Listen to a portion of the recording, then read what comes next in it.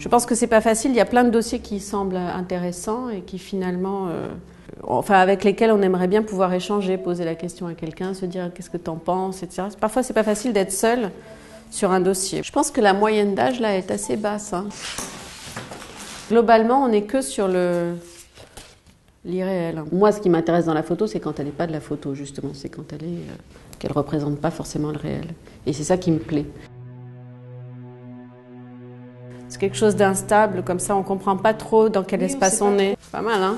Ça, c'est typiquement quelque chose, ce thème qui revient beaucoup des traces comme ça, du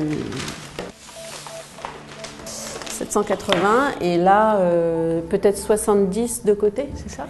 Je me souviens plus si on en a mis 70 de côté. Ça va être difficile de choisir. On a un large panel de la création et de ce qu'est la photo aujourd'hui, de ce qu'est la création contemporaine. C'est très remarquable, regarde, c'est très beau. C'est qu'il est capable de faire des choses extrêmement rigoureuses, comme ces architectures-là, et aller nous provoquer dans de l'imperceptible. Plein d'humour. C'est très gai, c'est très jouet. Les gens aiment les choses qu'ils comprennent vraiment. Pour les artistes, c'est aussi quelque chose à retenir. C'est-à-dire il faut savoir être plus accessible. Alors. Je suis ravie de vous accueillir pour vous présenter les finalistes de la 18e édition du prix HSBC pour la photographie.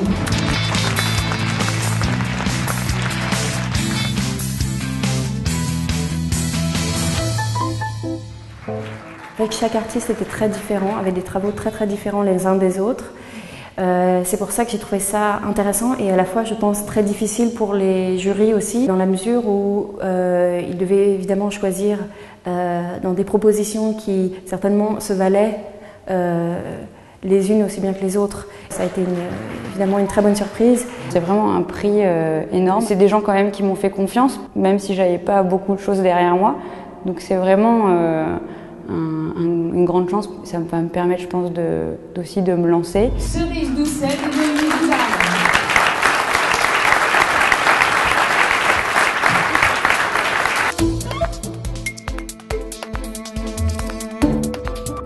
On va voir des boulons. La cage est très volumineuse, mais elle est modulable, donc je peux vraiment faire les tailles dont j'ai envie. Et puis une fois que celle-ci est montée, on accroche les fils et on suspend les objets. Je suis partie sur, au départ, quelque chose de simple, c'est les moments d'égarement. C'est des moments où on s'ennuie peut-être, où on pense à autre chose. Et à partir de là, le décor qui nous entoure prend vie. J'ai toujours vu mon grand-père collectionner les modèles réduits de Citroën, donc forcément c'était une évidence. Quant aux personnes que je ne connaissais pas, du coup je suis allée les rencontrer chez elles. On a essayé ensemble de créer un univers qui leur corresponde. Donc des fois ça peut prendre des semaines entières pour faire le décor et une journée pour l'installer et puis après je coupe tout, j'enlève tout.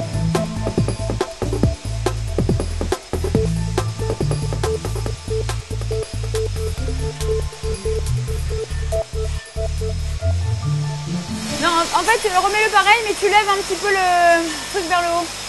Ouais, c'est bien là. On y va. C'est parti. Donc mettez-vous bien au milieu, voilà, c'est parfait. Pas forcément très souriant, mais tout à fait normal. Là, c'est très bien comme ça. Bon, mais là, ce qu'il faut, c'est bon. C'est bon, c'est fini. On démonte tout. Ce sont toutes des photos qui parlent de la relation entre l'organique et le fait par l'homme. C'est ce qui m'intéresse en fait vraiment dans la construction des images. C'est de créer des lieux qui sont entre un lieu qui existe déjà et une partie de l'invention. Qu'est-ce que moi je vais apporter pour changer ce lieu et pour lui redonner une nouvelle perspective. Donc par exemple la photo qui est derrière moi qui s'appelle l'iceberg, j'ai travaillé dessus pendant à peu près 1 an en fait. Et à la fois, j'avais vraiment envie que ce soit une construction la plus simple possible et de ce fait la plus ambiguë possible.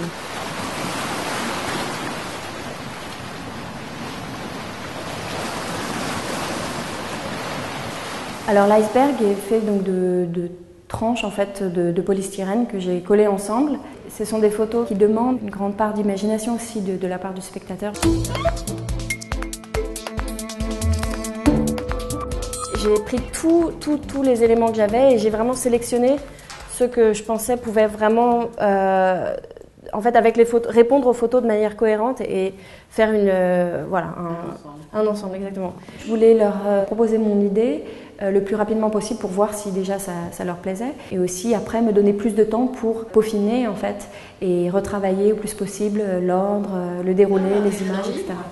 Ou peut-être faire une édition spéciale un peu où on en met dans certains, pas tous. Vraiment l'intérieur du radeau est en 3D, donc on rentre complètement dans le radeau. En fait, ce sont deux images que j'ai mises l'une à côté de l'autre. Au début, j'ai donc pris la photo en fait, qui est à gauche. Et après, en fait, j'ai changé en fait, quelques parties de l'image sur la photo de droite, de manière à ce qu'après, quand on utilise les lunettes stéréoscopiques, on les voit en 3D. Tu as un livre d'artiste là, voilà, qui est très bien, mais il faut que tu te coules là-dedans. On a des contraintes graphiques qui sont le sous-titre, le titre au début. Ça doit être sur papier blanc. Je pense que c'est quand même quelque chose de très personnel en fait. Un livre, c'est une extension en fait du travail. Et donc c'est pour ça que je pensais vraiment que c'était important que je le fasse moi-même. Moi je l'aime assez comme coup celle-là. Et c'est la première photo. Premier livre, première photo en cours. Ah oui, c'était vraiment la première. Je me suis laissée guider et en même temps j'avais quand même des idées assez précises de comment je voulais mettre en page les photos. Mais après c'est vrai que d'avoir des conseils c'est quand même assez pratique et puis j'avais pas forcément raison sur tout non plus donc c'est bien d'avoir des conseils de personnes vraiment avisées. C'est pas seulement remplir pour moi, c'est proposer des lectures et puis ça rythme quoi. Là, ça déséquilibre le livre. Je pense qu'on est dans une tonalité différente, dans un propos qui... en publiant beaucoup dans ce livre-là, tu te prives, y compris d'un petit livre qui ressemblerait que cette série.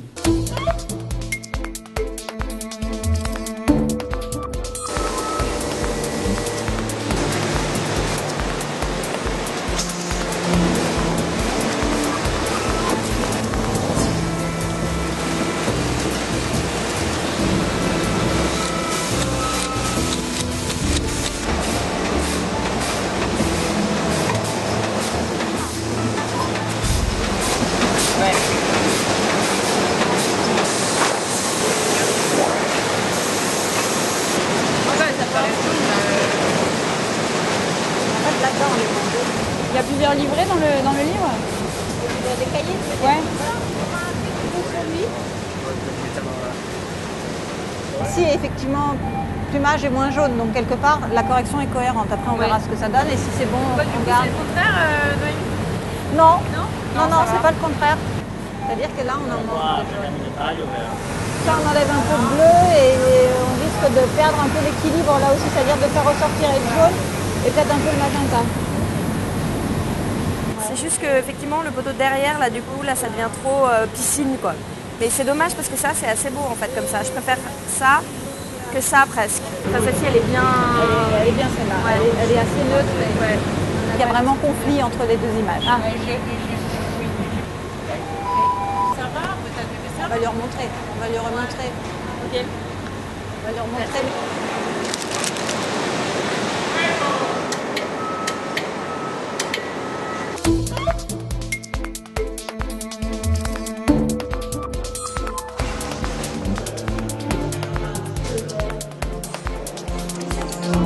C'est un partenariat d'estime, d'image. J'aime assez l'approche et la démarche d'HSBC. On partage plein de points de vue. Il y a vraiment beaucoup de choses qui sont faites et déployées pour que ces jeunes talents aient une jolie visibilité sur l'année en tout cas du prix. Nous, en tant que galeriste, là on sait, nous, la difficulté pour les jeunes artistes à une monographie par exemple, on sait combien c'est important d'avoir une première monographie complète.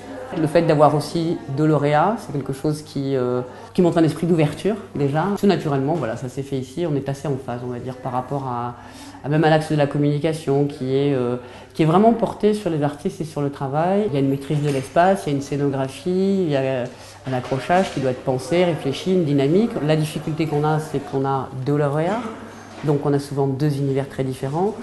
et une confrontation un peu compliquée pour effectivement faire coexister ces deux travaux complètement différents souvent dans un même espace. Donc on est obligé d'avoir un dialogue avec les artistes, il faut qu'ils arrivent à se reconnaître dans cet accrochage-là, que ce soit cohérent. Nous, on est là pour défendre ce travail-là aussi, l'expliquer, donner les clés, donc il faut qu'on le fasse avec une certaine cohérence et une certaine énergie et passion, on va dire. Voilà. Je travaille avec les stéréoscopes, des images qu'on voit en 3D. Je change certaines parties de la photo de manière à ce que je crée à un endroit de la photo une 3D. Du coup, on a l'impression d'étendre l'image. Donc c'est très lié en fait à la construction de mes grandes images, sauf que évidemment l'échelle est beaucoup plus petite, on a un rapport beaucoup plus intime, on est vraiment seul avec l'image.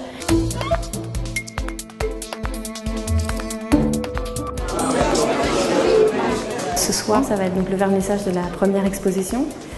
Donc il y a un moment très important pour tout le monde parce que c'est vraiment concrètement en fait, il y a quelques mois qu'on travaille dessus et concrètement aujourd'hui tout va commencer.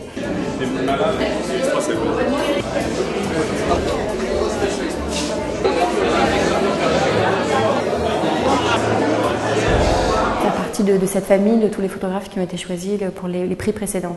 Et c'est ça qui me plaît, c'est aussi de faire partie de cette famille-là. On prend des photos pour mettre dessus. C'est vrai, exactement.